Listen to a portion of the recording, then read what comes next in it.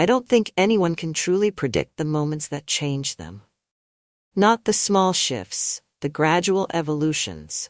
Those are clear in hindsight, but the kind that cut so deep and fast, you're barely sure of who you are when they pass.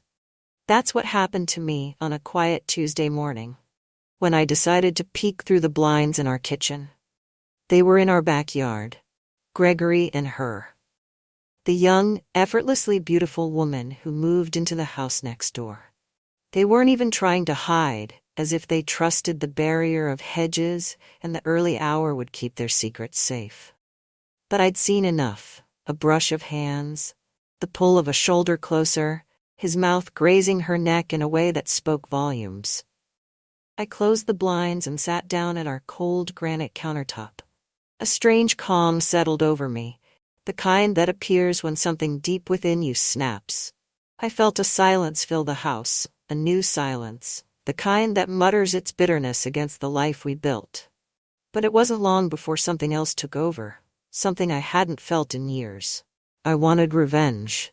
Real, simmering, and personal. And I wanted it with a hunger I didn't know I still had. Her husband Theo had always struck me as a strange figure.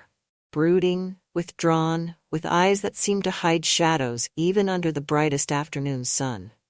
He'd come over a few times to talk about trivial things, yard work, the neighborhood watch, but he'd left each time with a lingering look, an almost apologetic glance in my direction.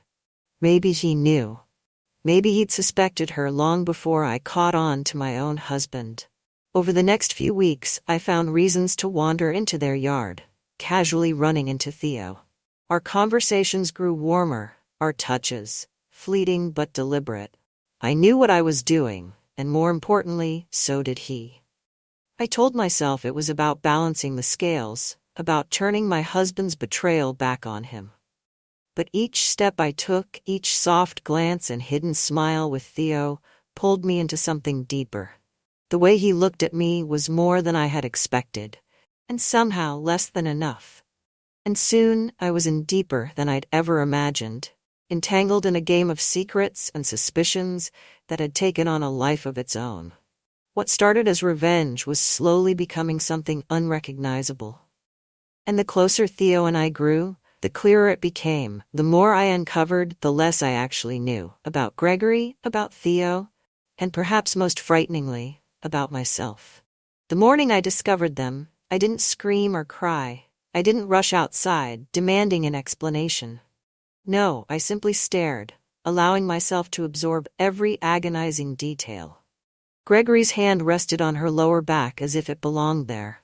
Lana, our neighbor of barely 3 months, looked up at him with a soft smile, one hand gripping his arm in a way that seemed both possessive and tender. It was surreal, watching my husband hold another woman, both of them unaware that they were being watched. I felt as though I were floating outside my own body, an invisible observer to a scene that should never have existed. Part of me thought I might wake up from this nightmare, but the other part, the part rooted in grim reality, knew better. When they finally parted, Gregory brushed her hair off her shoulder, whispering something that made her laugh softly, too softly for me to hear. That laugh lingered in the air long after she walked back toward her house, a taunting echo that followed me into the silence of my own kitchen. I let the blinds fall shut, the faint clatter of them hitting the sill sounding like a distant echo. Gregory's steps eventually echoed into the kitchen, and I heard the familiar rustle of his keys as he hung them by the door. My stomach churned, my mind already calculating every interaction we'd had over the past few months. Searching for signs of a betrayal I hadn't wanted to see, but now that I knew, I couldn't unsee it. Every touch, every absent-minded kiss felt like evidence laid out in retrospect. Gregory entered the room, oblivious to the whirlwind of emotions churning inside me. He moved with the ease of a man who believed his life was firmly within his control. "Morning, Margot," he greeted, reaching for the coffee pot as if it were any other day. I watched him pour his coffee, taking in the small details of his face. The faint lines that hadn't been there a few years ago, the easy smile that used to be mine alone. "You're up early," he said, glancing at me over his mug. He looked so at ease, so completely unaware of the storm he'd set off within me. A part of me wanted to confront him right then and there, to strip away his calm with the force of my anger. But I held back. This was a betrayal that deserved more than an impulsive reaction. It deserved a plan, one that would make him feel the same helplessness he'd inflicted on me. "I couldn't sleep," I replied, the words sounding oddly calm even to my own ears. "Thought I'd get a head start on the day." Gregory smiled, taking a long sip of his coffee. "Good idea," he replied, oblivious. "Maybe we could have dinner together tonight? I've been so busy with the new project, but it'll be nice to catch up." The irony of his words wasn't lost on me. The new project he mentioned so casually was apparently his excuse for spending time with Lana.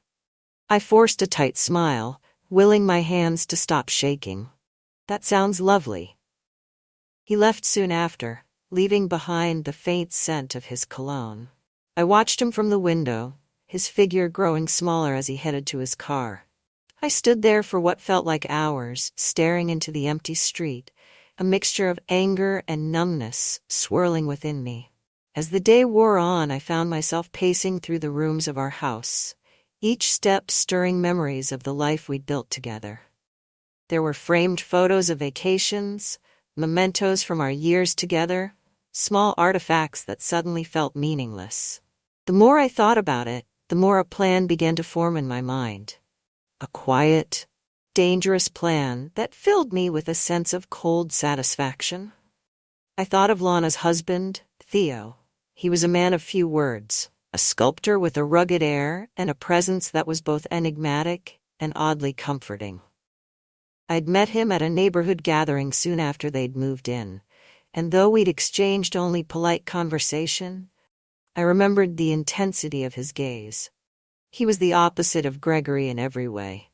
Brooding, thoughtful, with an edge that hinted at secrets of his own.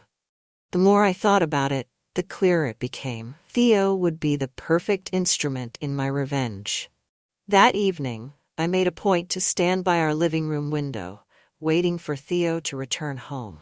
When I saw his car pull up, I felt a thrill of anticipation that I hadn't felt in years. I didn't know exactly what I was going to say, but I knew that I had to start somewhere. I slipped on a light coat and headed outside, pretending to inspect the garden near the sidewalk as he approached his door. He noticed me and paused, nodding in acknowledgement. "Theo," I called out, keeping my tone light. He looked up, his expression unreadable as he walked over. "Margot," he greeted, his voice low and reserved. "Everything all right?" I forced a smile, wondering if he could see through my calm exterior to the storm raging beneath. "I was just admiring your garden," I said, gesturing vaguely toward the neatly trimmed bushes by his walkway. "You've really done wonders with it." He looked at me, his gaze steady and calculating. "Thank you. It's a work in progress." His voice held an edge of something darker, something that seemed to mirror the simmering resentment I felt. I took a breath, wondering how to steer the conversation without revealing too much. "So, how have you and Lana been settling in?" I asked, keeping my tone casual. He hesitated, glancing back at the house as if checking to see if anyone was listening. "It's been an adjustment," he replied, his tone laced with an unspoken bitterness. For a moment, I saw a flicker of something raw in his expression, something that hinted he, too, might be carrying his own secrets. The silence between us stretched, thick with unspoken words. It was then that I realized Theo and I weren't as different as I'd assumed. We were both living with illusions, both nursing quiet resentments that had festered in the dark. "I know how that goes," I replied, keeping my gaze fixed on the garden. "Sometimes people surprise you in ways you didn't expect." Theo looked at me for a long moment, and I wondered if he could hear the double meaning in my words. He gave a slow nod, a shadow passing over his face. "Yeah," he murmured, "they do." As we stood there, an understanding settled between us, one that required no words. Theo and I shared a silent bond, a shared recognition of betrayal that needed no explanation. And for the first time since discovering Gregory's affair, I felt a sense of control, a spark of power that I hadn't felt in years. I returned to my house, a subtle thrill coursing through me. This was only the beginning. In the days following our encounter by the garden, I found myself thinking of Theo more often than I cared to admit. His words, brief and laced with quiet bitterness, had stayed with me, replaying in my mind like a puzzle I couldn't quite piece together. I had known men like him before, men who carried unspoken burdens, who concealed entire lives behind a calm exterior. Theo intrigued me, not just as a pawn in my plan, but as a person, and I knew I had to find a way to see him again. The opportunity came a few days later, on a rainy afternoon when I saw him heading to his car. I grabbed an umbrella and hurried outside, catching him just before he climbed into the driver's seat. "Theo," I called, my voice carrying over the sound of the rain. He turned, his expression shifting from surprise to a guarded curiosity as he looked at me. "Margot?" he greeted, his voice low, the rumble of it barely audible above the rain. I held up the umbrella with a sheepish smile. "Mind if I steal a few minutes? I wanted to ask you something about Lana's garden." He raised an eyebrow, his gaze sharpening. "The garden?" "Yes," I replied, tilting my head as if I were truly considering plants and soil. "I noticed you added those new bushes near the fence line. I was wondering if you had any recommendations. I've been trying to spruce up our yard." For a moment he didn't respond, his expression unreadable. Then, with a slight nod, he gestured toward the house. "I've got some gardening books Lana left lying around. You're welcome to borrow them." He led me to the front porch, his footsteps heavy on the rain-slicked steps. Inside, the house was dim, and I couldn't help but notice how different it felt from my own. Where our home was full of polished surfaces and curated decor, Theo's was sparse, filled with sculptures and unfinished wooden furniture. It had a raw, unpolished quality that felt strangely alive. "Wait here," he murmured, disappearing down a hallway. I took the chance to glance around, my eyes falling on a collection of sculptures near the window. They were rough, abstract forms, their surfaces jagged and unfinished. They seemed to echo the man himself, pieces of something deeper, waiting to be fully seen. Theo returned a moment later with a book, placing it in my hands. "Here, you can keep it as long as you like," he said, his voice barely above a whisper. "Thank you," I replied, my fingers brushing his as I took the book. His hand was rough, calloused, a stark contrast to Gregory's smooth, practiced touch. It felt like something real, something grounded in a way my life hadn't been for a long time. We stood there for a moment, neither of us speaking. The silence was thick, weighted by the things we weren't saying. I could feel his gaze on me, intense and unflinching, and for the first time in years, I felt a thrill of vulnerability, a rush of something beyond control. "I hope I'm not intruding," I said softly, breaking the silence. I guess it's been nice talking to someone who understands." Theo's gaze softened, a hint of empathy breaking through his guarded expression. "It's all right. Sometimes it helps to have someone to talk to." His words hung between us, heavy with implications. For a moment I wondered if he knew more than he let on, if he too had sensed the simmering tension that surrounded his wife and my husband. But I didn't press. I wanted him to take that step, to reach the conclusion on his own. The last thing I wanted was to reveal my intentions too soon. As I turned to leave, I felt his hand brush against my shoulder, a brief, almost accidental touch that lingered longer than it should have. I looked back at him, my pulse quickening. His eyes held something I couldn't quite read, something deeper, darker, yet undeniably magnetic. "Thank you, Theo," I murmured, my voice steady despite the flutter in my chest. He nodded, his gaze never leaving mine. As I walked back to my house, I felt an odd mixture of emotions: satisfaction, excitement, and something I couldn't quite name. For the first time since discovering Gregory's affair, I felt alive, as if I were stepping into a world I hadn't known existed. And I knew, without a doubt, that this was only the beginning. Over the following weeks, Theo and I continued to find reasons to see each other. It started innocently enough. Brief exchanges over the garden fence, shared conversations about the weather, and other small, harmless things. But beneath the surface, there was an undercurrent of tension, an unspoken understanding that pulled us closer with each interaction. One evening, I found myself lingering near the back porch, watching the lights flicker on in Theo's house. It was late, and Gregory was out at a business dinner. I knew what that meant now, and I no longer cared to pretend otherwise. My attention was elsewhere. Theo stepped outside, his silhouette barely visible in the dim light. I raised a hand in greeting, and he nodded, his gaze steady as he walked over to the fence. "Out late, aren't you?" he remarked, his tone teasing but soft. "I could say the same for you," I replied, mirroring his tone. He gave a slight smile, one that barely reached his eyes. "Couldn't sleep." We stood there, the quiet night wrapping around us. I felt a familiar pull, a magnetic draw that I could no longer ignore. I took a breath, glancing up at the stars, feeling the weight of the moment pressing down on me. "Do you ever wonder if things could have been different?" I asked, my voice barely above a whisper.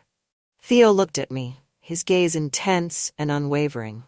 "Every day," he replied, his tone filled with a quiet resignation.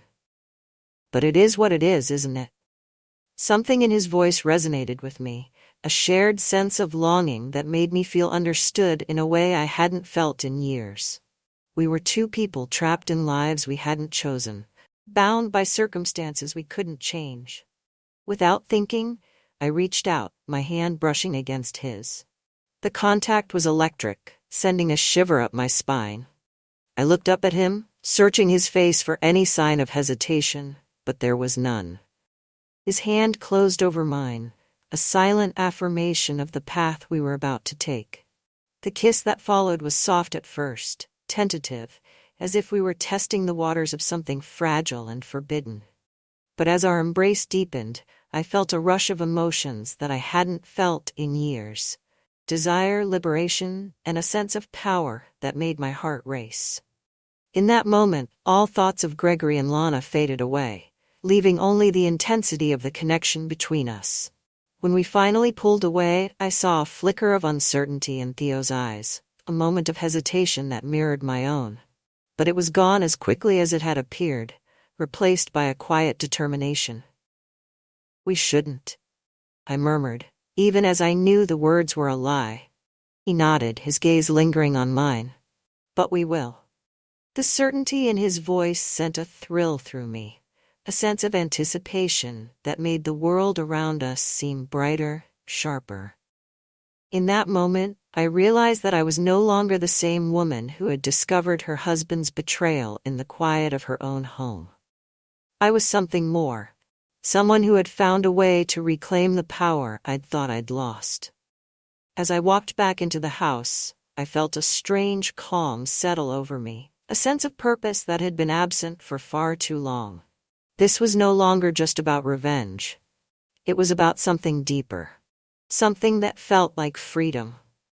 And as I lay awake in the dark, my mind racing with thoughts of Theo, I knew that this was only the beginning of something far more complicated and dangerous than I had ever anticipated. After that night, Theo and I became like two thieves in the dark, stealing moments from lives that felt less like our own every day. Our interactions grew bolder, the stolen glances stretching into long looks, the fleeting touches lingering a bit longer. The thrill was there, humming beneath my skin like a current. But it wasn't without a price. I found myself analyzing every interaction with Gregory, searching for signs of guilt or suspicion in his gaze. But Gregory, lost in his own world, didn't seem to notice the subtle changes in me. The newfound lightness in my steps, the faint blush that lingered after my encounters with Theo. I wondered, as I watched him across the dinner table, how much he truly saw me anymore. Or if he ever had. One evening, Theo and I met at a secluded cafe just outside the city, a place where neither of us was likely to be recognized. We'd taken to finding odd places to meet, a park bench, an old library, even the back corner of a hardware store on one occasion. Each meeting felt like an adventure, a chance to slip further into this hidden world we'd created. That night, over glasses of wine and flickering candlelight, I asked Theo the question that had been nagging at me since our affair began. "Why did you marry Lana?" He looked at me, a wry smile playing on his lips. "You want the short answer or the long one?" "Both," I replied, leaning forward, caught in the magnetic pull of his gaze. He sighed, swirling the wine in his glass thoughtfully. "The short answer? Convenience. We met when we were both in transitional phases of our lives. She was charming, beautiful, and at the time, I thought I was in love with her. But it didn't take long to realize that Lana has a way of making people believe what she wants them to believe." I nodded, understanding all too well. I'd seen that in Lana, the way she effortlessly charmed everyone around her, weaving herself into the fabric of our neighborhood with a practiced grace. It was part of what had drawn Gregory to her, I supposed, the allure of something new, something unattainable. "And the long answer?" I pressed, curious to peel back another layer of Theo's guarded exterior. Theo looked at me, his eyes darkening. "The long answer is complicated. There were things about Lana that I didn't understand until it was too late. By then I felt trapped. I suppose, in some ways, we're both bound by choices we made a long time ago." His words resonated with me, stirring an ache deep within. I'd felt the same, trapped in a marriage that had become more of a habit than a partnership. We were both prisoners in gilded cages of our own making, bound by a sense of duty and the fear of the unknown. As the evening wore on, I felt a shift in the air between us, an unspoken understanding that we were both standing on the edge of something irrevocable. And that night, as we left the cafe and walked into the cold night air, Theo reached for my hand, pulling me close in a way that felt natural, inevitable. In his arms I felt a warmth that I hadn't felt in years, a sense of belonging that I'd almost forgotten was possible. The world around us faded into the background, leaving only the intensity of our connection, a flame that burned brighter with each passing moment. But even as our affair deepened, a sense of unease began to creep in. It was subtle at first, a flicker of guilt here, a pang of doubt there. I found myself lying awake at night, wondering how much longer we could keep this hidden, how long we could sustain the secrecy and the thrill without unraveling. Theo's attention was intoxicating, a rush I hadn't felt since the early days of my marriage. But with it came a dangerous vulnerability, one that left me feeling exposed in ways I hadn't anticipated. Then one evening, as we were meeting in his car on a secluded road, Theo's expression shifted, a shadow crossing his face as he looked at me. "Margot," he began, his voice hesitant, "I think we need to talk." A chill ran down my spine. "About what?" He sighed, glancing away as he spoke. "About us. About where this is going."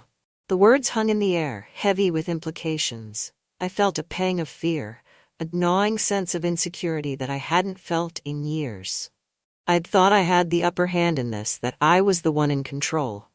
But now, faced with the possibility of losing him, I realized just how deep I'd let myself fall. "What do you mean?" I asked, struggling to keep my voice steady. He looked at me, his gaze piercing. "This, whatever we have, it's consuming us. I don't think either of us expected it to go this far." I forced a smile, trying to brush it off with a lightness I didn't feel. "So what are you saying? Are you having second thoughts?" He shook his head, his expression softening. "No, Margot. I'm saying I think we're both in too deep to go back." The relief that washed over me was overwhelming, but with it came a renewed sense of urgency. We couldn't keep living like this, sneaking around, stealing moments in the shadows. It was a life built on secrets, and I knew that eventually it would come crashing down. But as Theo's hand closed over mine, his touch grounding me in the present, I felt a surge of determination. If we were going to do this, I wanted it to be on my terms.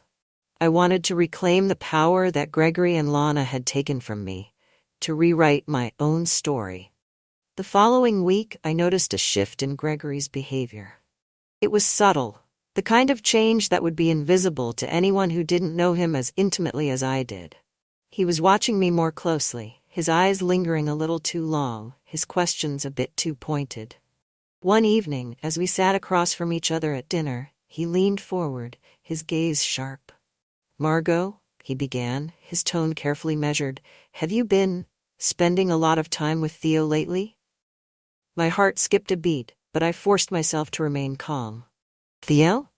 I replied, feigning surprise. "Well, we've run into each other a few times. Why do you ask?" He shrugged, his eyes narrowing. "I've just noticed.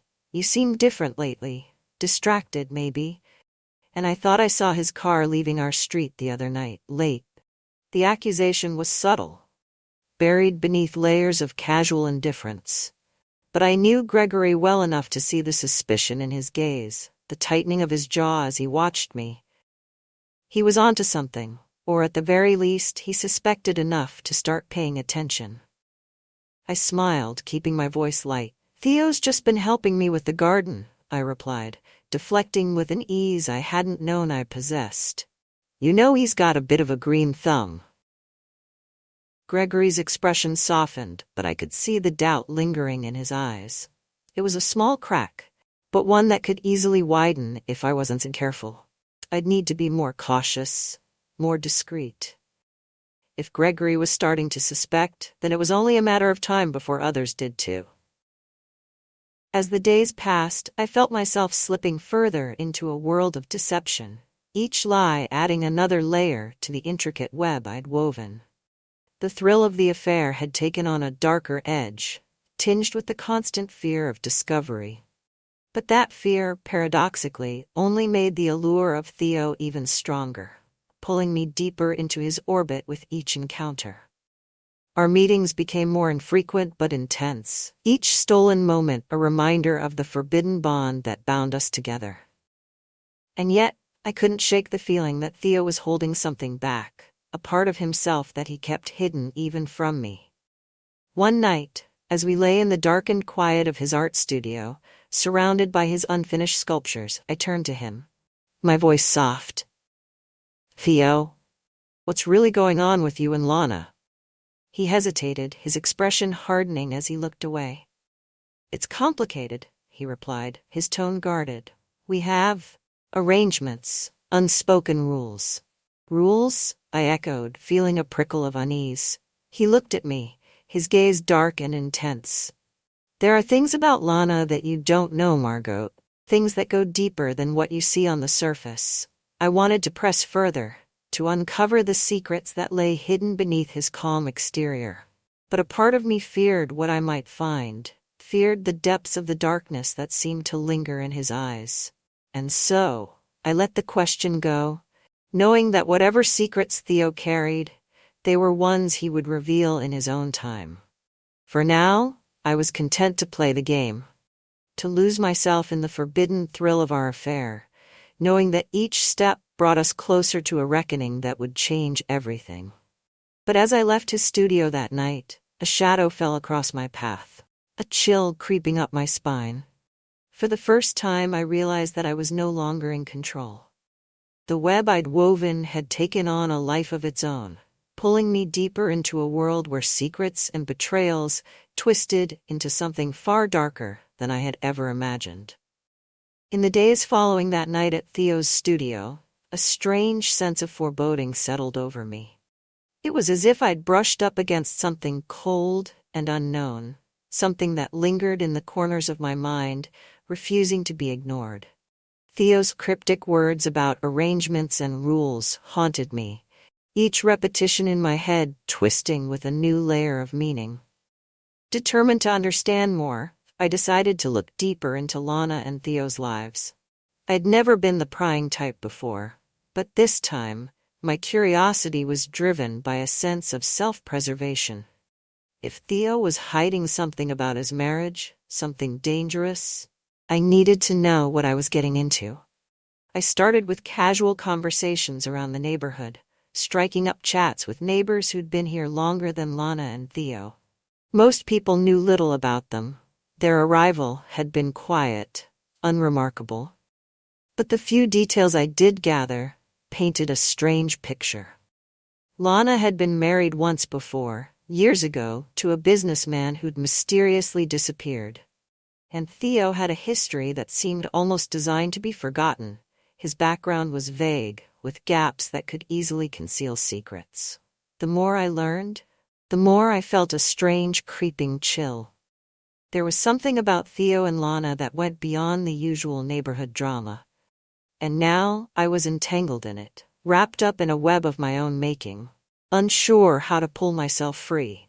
One evening, I found myself pacing in our living room, unable to shake the nagging sense that something was coming. A wave I wouldn't be able to avoid. Gregory had left for another late-night meeting, leaving me alone with my thoughts. As I poured myself a glass of wine, the phone rang, jolting me from my thoughts. I almost didn't answer, assuming it was another spam call, but something compelled me to pick up. Margot? The voice on the other end was low, hesitant. Theo, what's wrong? I asked, a prickle of worry creeping into my voice. He rarely called me, especially not when he was at home. Our communication was usually done through stolen glances and hushed whispers. I need to talk to you, he replied, his voice tense. Can we meet? Now? I glanced at the clock. It was nearly midnight, but the urgency in his voice overrode any hesitation I felt. Yes, it's important. Minutes later, I found myself driving down an empty stretch of road, the silence of the night pressing in on me. I told myself this was just another meeting, another chance to satisfy my curiosity. But deep down, I knew it was more than that. The sense of anticipation and fear tangled in my stomach, making my hands grip the steering wheel a bit tighter than usual. When I arrived, Theo was waiting for me, leaning against his car, his face obscured in shadows. As I approached, he straightened, his expression grim. What's going on? I asked, folding my arms to keep from reaching out to him.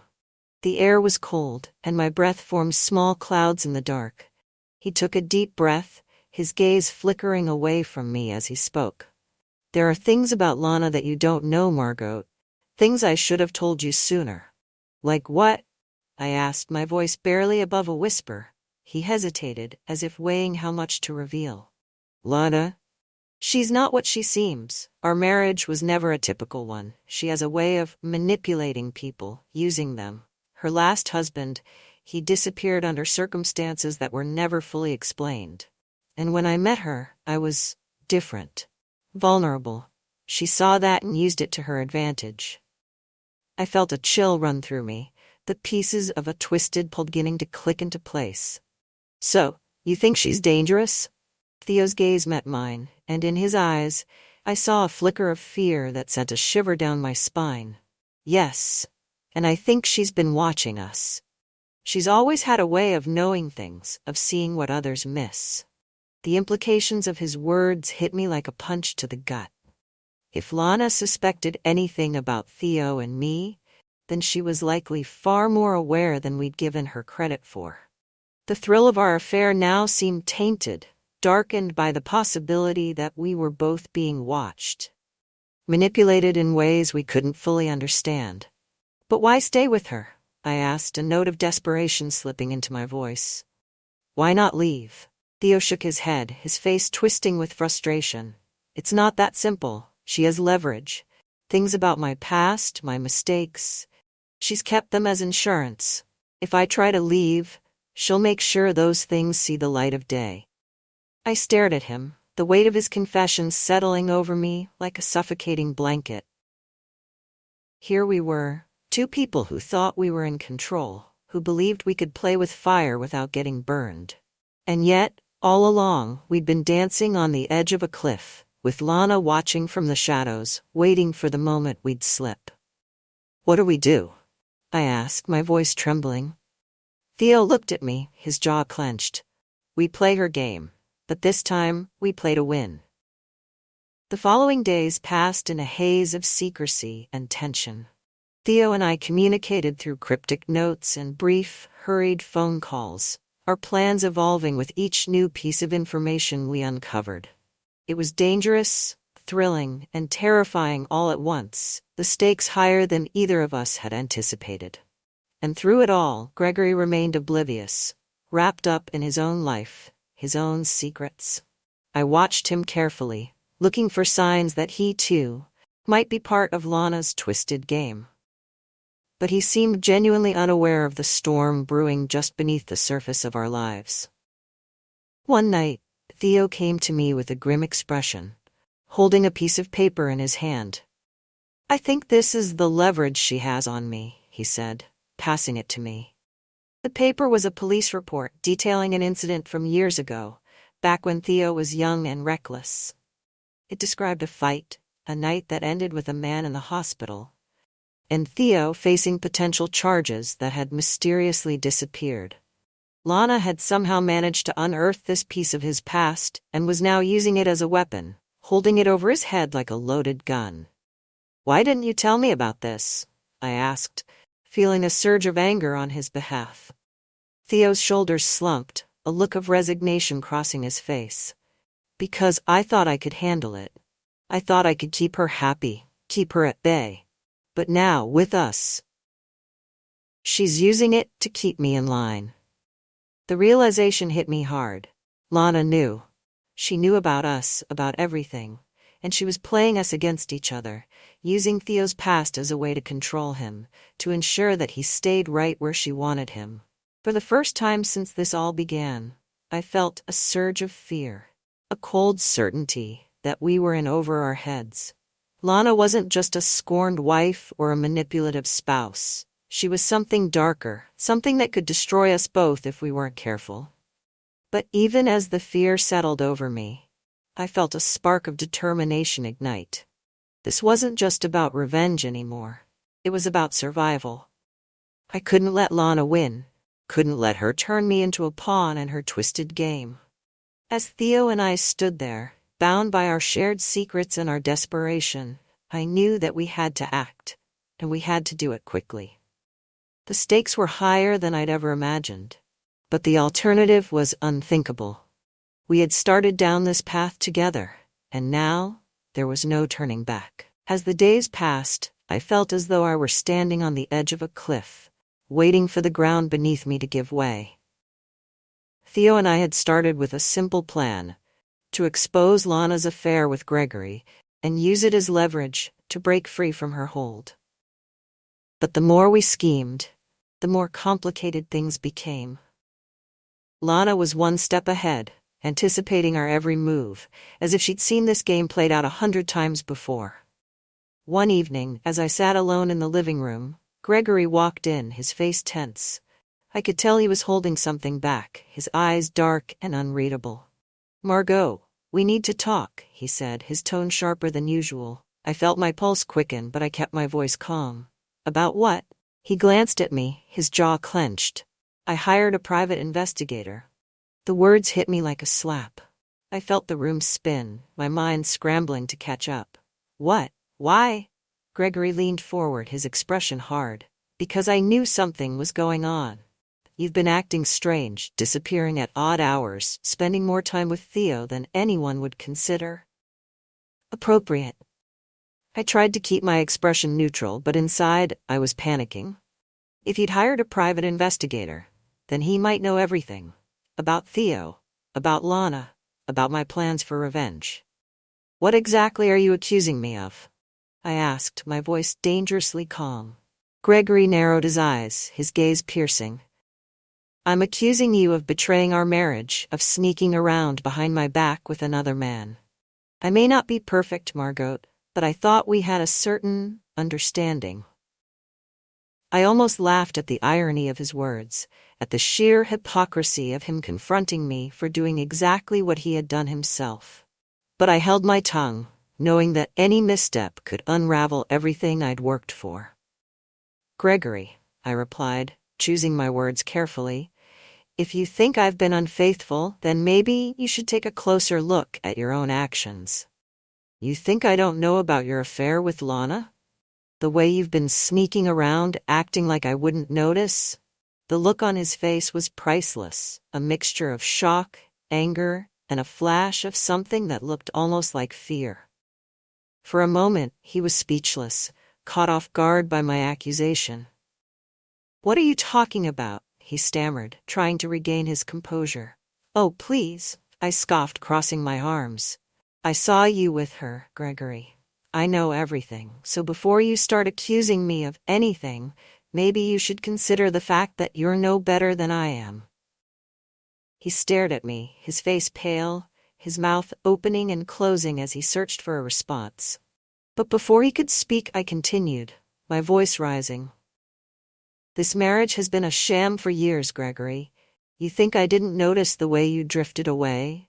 The way you put everything, your career, your ego, before us?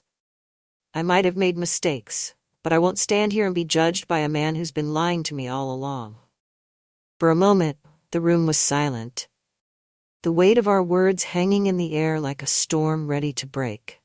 Then, to my surprise, Gregory's expression softened, a hint of regret flickering in his eyes. "Margot," he said quietly, "I didn't want it to be like this. I didn't want us to end up here." A bitter laugh escaped me, the sound hollow and cold. "Well, here we are." The confrontation with Gregory left me shaken, but it also filled me with a renewed sense of purpose. I couldn't let him or Lana control my life any longer. Theo and I had already started this journey, and there was no turning back now. That night, I met Theo at a quiet, secluded park, the air thick with the scent of rain and pine. He looked tense, his eyes dark and brooding, and I could tell he was struggling with his own fears. "She knows, doesn't she?" I asked, my voice barely above a whisper. Theo nodded, his gaze fixed on the ground. "Yes, Lana's not one to let things slide. She's toying with us, Margot. She knows exactly what we're doing, and she's letting us think we have the upper hand." A chill ran through me, the realization settling over me like a heavy weight. We were pawns in Lana's game, and every move we made only served to further her own agenda. "So what do we do?" I asked, desperation creeping into my voice. Theo looked at me, his expression grim. "We have to outsmart her. We have to expose her, show her for what she really is. But we can't be reckless. One wrong move, and she'll destroy us both." I nodded, a sense of resolve hardening within me. If this was a game, then I was prepared to play it to the end. I wouldn't let Lana win, wouldn't let her turn my life into a casualty of her schemes. In the days that followed, Theo and I worked tirelessly, our every conversation charged with tension as we planned our next steps. We were careful, meticulous, each decision calculated to avoid tipping Lana off. But even as we plotted, a sense of dread lingered in the back of my mind, a nagging fear that no matter how carefully we planned, Lana was always a step ahead. Finally, we decided to confront her together, to force her hand and bring everything out into the open. It was a risky move, one that could backfire if she chose to retaliate. But at this point, we had no other options. One evening, Theo invited her to meet him at a small, isolated cabin just outside the city. He'd told her he wanted to talk, that he had something important to discuss. The pretense was flimsy, but Lana, ever curious, agreed to meet him. I arrived first, hiding in the shadows as I waited for her to arrive. My heart raced, every nerve on edge as I rehearsed the confrontation in my mind, wondering how she would react when she saw me. When Lana finally arrived, her expression was one of faint amusement, as if she were indulging Theo in some trivial game. She wore a calm, knowing smile, her gaze cool and calculating as she looked around the cabin. "Theo," she said, her voice dripping with false warmth, What's this all about? He didn't answer, his expression hardening as he gestured for her to sit. She complied, her smile never wavering as she settled into the chair across from him. And then I stepped out of the shadows. The moment she saw me, her smile vanished, replaced by a flicker of annoyance, as if I were an unwelcome guest at a private gathering. "Margot," she said, her tone icy. "What a surprise." I felt a surge of anger rise within me, but I kept my voice steady. "Lana, we need to talk. About you, about Theo, about everything." She leaned back, crossing her arms with a look of boredom. "Is that so?" "Yes," I replied, my voice firm. "I know what you've been doing, Lana. The manipulation, the threats. You've been controlling Theo, holding his past over him, using it to keep him under your thumb. But it ends now." She laughed, the sound sharp and mocking. "Oh, Margot, is that what you think? That I've been controlling him? Do you have any idea how ridiculous you sound?" I clenched my fists, determined not to let her bait me. "Don't play games, Lana. You've been using people for years. Theo, your ex-husband, Gregory. You make people think they need you, make them believe you're their only option. But that stops now."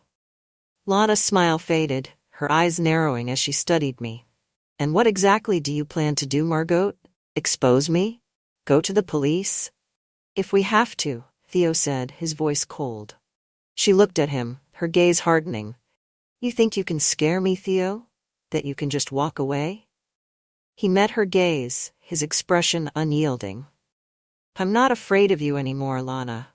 Whatever hold you think you have over me, it's gone." For the first time, I saw a flicker of uncertainty in Lana's eyes, a hint of vulnerability that she quickly masked. She glanced between us, her smile returning, though it was now tinged with something darker. "Very well," she said softly. "If that's how you want to play it." Without another word, she stood and walked out, her footsteps echoing in the silence. Theo and I exchanged a glance, a sense of relief washing over us. But even as we savored our small victory, I couldn't shake the feeling that this wasn't over. That Lana had one more move up her sleeve. One last trick waiting in the shadows. And as we left the cabin, I realized that the game we'd started was far from over. In the days after our confrontation with Lana, Theo and I felt a sense of cautious relief. She hadn't retaliated, hadn't attempted to contact either of us, and for a brief, hopeful moment, it seemed as though our plan had actually worked. But the quiet was unnerving, like the calm before a storm. I'd begun to think of our lives as threads in a tangled web, each action pulling tighter around us. And just when it felt like we might finally break free, I received the first of several ominous messages. It was late one evening, just as I was getting ready for bed. My phone buzzed, and I picked it up, expecting a simple text. Instead, there was an email from an unfamiliar address with a subject line that made my heart skip a beat. For Margot's eyes only. I clicked on it, and there attached to the email were photos of Theo and me.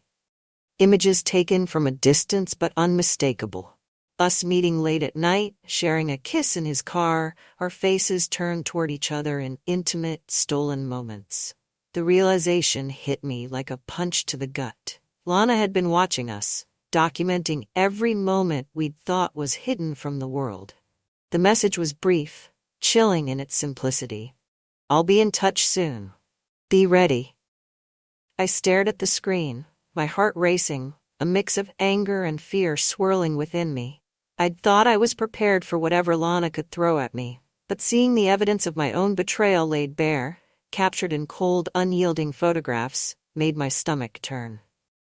When I told Theo about the email the next morning, his reaction was one of stunned silence. He read the message, his face hardening with each line, his fists clenched tightly at his sides.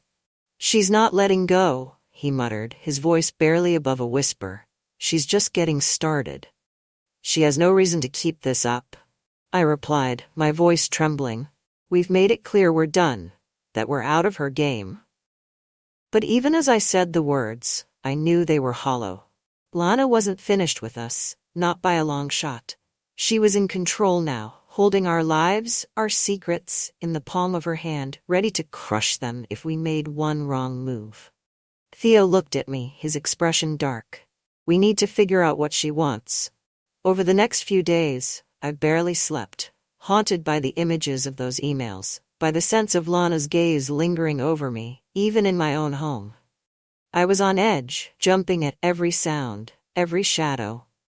The life I'd once controlled with ease had become a minefield, each step fraught with the risk of exposure and ruin. And then one evening, a package arrived at our doorstep. It was a plain, unmarked envelope, left with a casualness that belied the danger it contained. Inside was a letter, handwritten in Lana's elegant, looping script. "Margot," it began, "I hope you're enjoying our little game. You always seem so sure of yourself, so poised, but I wonder how much longer that will last. You see, I have a proposition for you. You and Theo, you can have your freedom. All it takes is a small favor. I need you to do something for me. Something very simple." At the bottom of the letter was an address and a time, midnight in 3 days. No explanation, no details, just the command. But the meaning was clear. Lana was pulling me into something darker, something that went beyond our petty betrayals and revenge. When I showed the letter to Theo, his face paled, his hands shaking as he read it. "We can't go," he said, his voice tight with fear. "Whatever she wants, it can't be good. She's trying to manipulate us, to drag us further into her world." "But if we don't go," I replied, my voice steady despite the terror simmering beneath my calm, "she'll expose everything. She has the photos, Theo. She'll destroy us both without a second thought." He looked at me, his gaze filled with a desperation I'd never seen before. "We're trapped," he whispered, his voice thick with resignation. The night of the meeting, I arrived at the address Lana had given, my heart pounding as I stepped out of the car. Theo was beside me, his expression tense, his jaw set as he took in the dark, isolated warehouse where Lana had summoned us. The building loomed against the night sky, its windows dark and empty, like eyes watching from the shadows.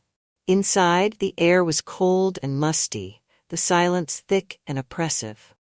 Lana was waiting, her expression calm, a faint smile playing at the edges of her lips as she watched us approach.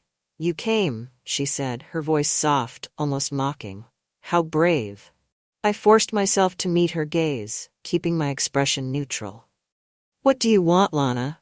She tilted her head, her smile widening. "Oh, Margot, it's so simple. I want you to do me a favor. You've already shown me how much you're willing to do to protect your little secrets. So this should be easy." Theo stepped forward, his voice hard. "We're not here to play games, Lana. Just tell us what you want." She looked at him, her gaze turning icy. "Fine. I want you two to take care of something for me. A small problem, really." She reached into her bag, pulling out a thick folder and handing it to me. Inside were pages of documents, photographs, and a name scrawled in bold letters across the top. Richard Nolan. The name meant nothing to me, but the unease in Theo's expression told me that he recognized it instantly. His face went pale, his eyes widening as he looked at Lana. "No," he whispered, his voice trembling. "You can't be serious." Lana's smile was cold, triumphant. "Oh, I'm very serious, Theo. Richard is an old friend of mine. He's been asking too many questions, getting too close, and I think it's time someone dealt with him." The implications of her words hit me like a wave, my stomach twisting with nausea as I realized what she was asking. She wanted us to get rid of this man, to cover up her past, to protect her secrets at the cost of our own lives. Theo shook his head, his voice filled with desperation. "Lana, please, there has to be another way." She raised an eyebrow, her gaze steely. "There is no other way, Theo. You have a choice. Do this for me, or watch everything you've built come crashing down. It's that simple." I looked at her, my mind racing, my heart pounding as I realized the full extent of her manipulation. She wasn't just holding our secrets over us, she was using them to turn us into accomplices, to drag us into her world of lies and deceit. For the first time, I felt a surge of helplessness, a sense of being completely trapped in a game I couldn't escape. Lana had us cornered, her every move calculated, her every word a weapon. "Think it over," she said, her voice dripping with satisfaction as she turned to leave. "I'll expect an answer soon." As she walked away, I felt a crushing weight settle over me, the realization that I was no longer in control.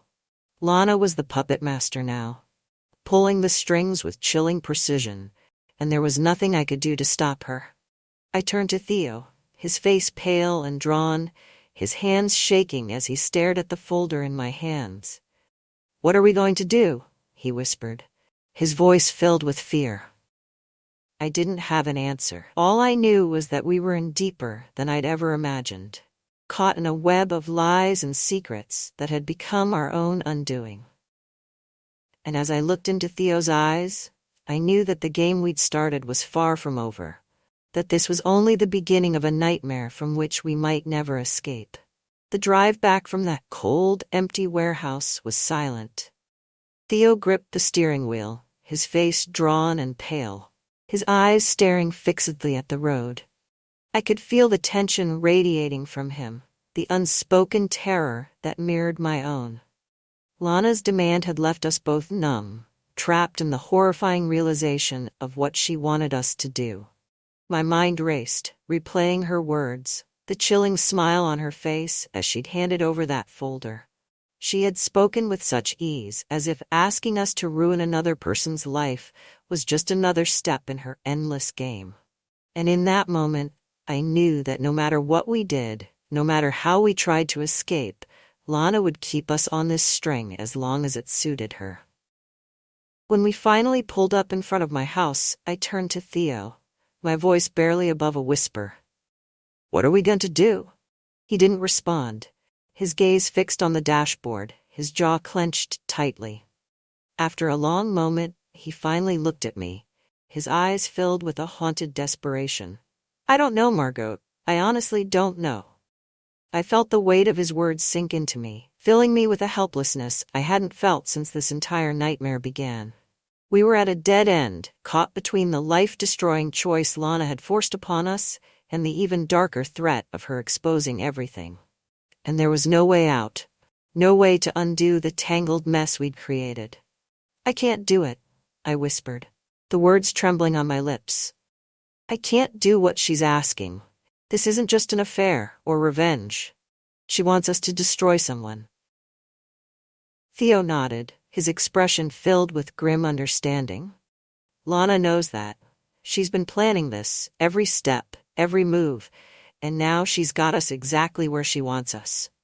A silence stretched between us, each of us lost in our own thoughts. The man in the folder, Richard Nolan, was a stranger to me, but to Lana, he was an obstacle, a piece in her twisted puzzle that she wanted removed. And for her, the stakes were nothing less than our lives. The coldness of it left me breathless. Finally, Theo broke the silence, his voice low and determined. "Margot, I think we need to find another way. If we go along with this, we'll be tied to her forever. She'll use it against us, the same way she's using everything else. We need to figure out a way to turn the tables, to show her that we won't be controlled." I felt a surge of relief at his words, a glimmer of hope piercing the darkness. Theo was right.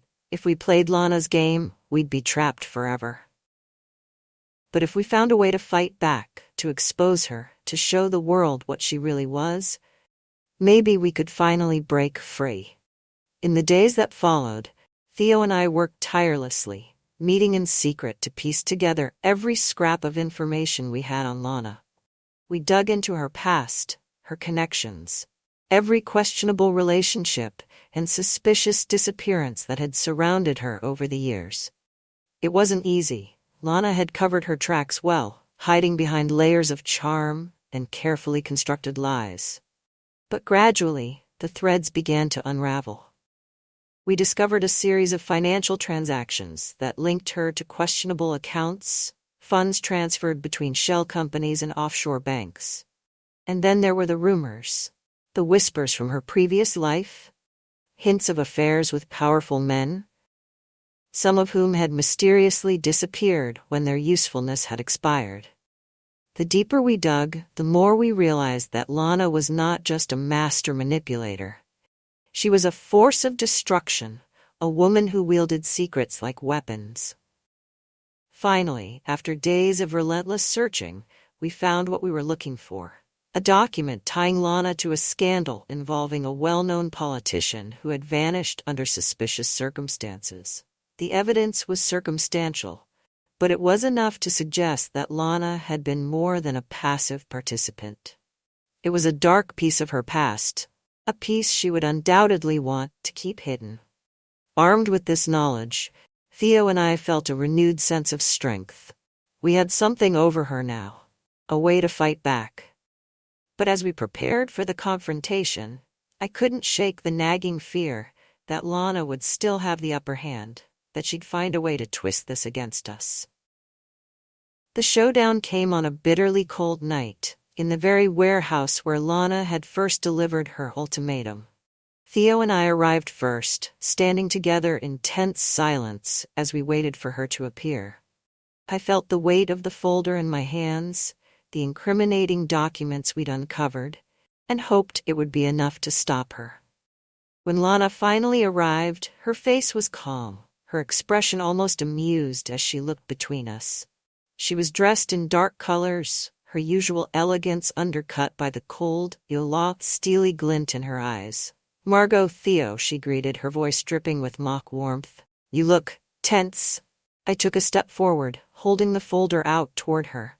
"It's over, Lana. We know about Richard Nolan, and we know about your past. If you think you can keep controlling us, you're wrong." She raised an eyebrow, a faint smile playing at her lips. "Is that so?" Theo stepped forward, his voice hard. "Yes, it is. If you come after us again, we'll expose everything. All the affairs, the blackmail, the disappearances. We'll make sure everyone knows exactly who you are." Lana's smile widened, a glint of dark satisfaction in her eyes. "Oh, Theo, and you think that will stop me?" The confidence in her voice unnerved me, but I forced myself to hold my ground. "You have a choice, Lana," I said, my voice steady. "Leave us alone, or face the consequences." For a moment she was silent, her gaze flicking between us, as if calculating the best move.